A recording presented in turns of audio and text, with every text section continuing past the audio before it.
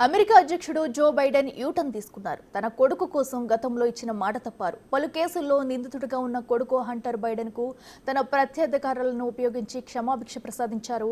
దీంతో హంటర్ కు ఇప్పుడు అరెస్టు ముప్పు తప్పింది.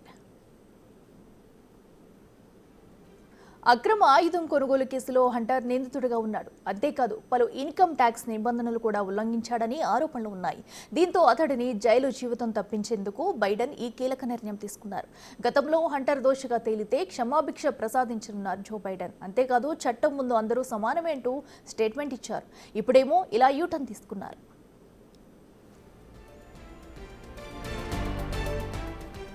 తన కొడుకును అడ్డం పెట్టుకుని తనను దెబ్బతీయాలని చూశారని, అతనిపై జరిగిన ప్రాసిక్యూషన్లో కూడా అనుమానాలున్నాయన్నారు బైడెన్. ఇకపై ఇలాంటివి జరగకూడదని ఇలాంటి నిర్ణయం తీసుకున్నానని, కొడుకు కోసం తాను తీసుకున్న నిర్ణయాన్ని అమెరికా ప్రజలు అర్థం చేసుకుంటారన్నారు. డెలావేర్, కాలిఫోర్నియాలో హంటర్పై కేసులు నమోదయ్యాయి. ఈ కేసుల్లో అతను దోషిగా తేలాడు. హంటర్ తీరు మొదటి నుంచి వివాదాస్పదంగానే మారింది. హంటర్ డ్రగ్ అడిక్ట్గా కూడా ఉన్నాడు. దీంతో రిపబ్లికన్ల ప్రచారంలో ఈ అంశాన్ని కూడా వాడుకున్నారు. ముఖ్యంగా ట్రంప్ ఈ అంశాన్ని తన ప్రచారంలో ఆయుధంగా మలుచుకున్నారు కూడా.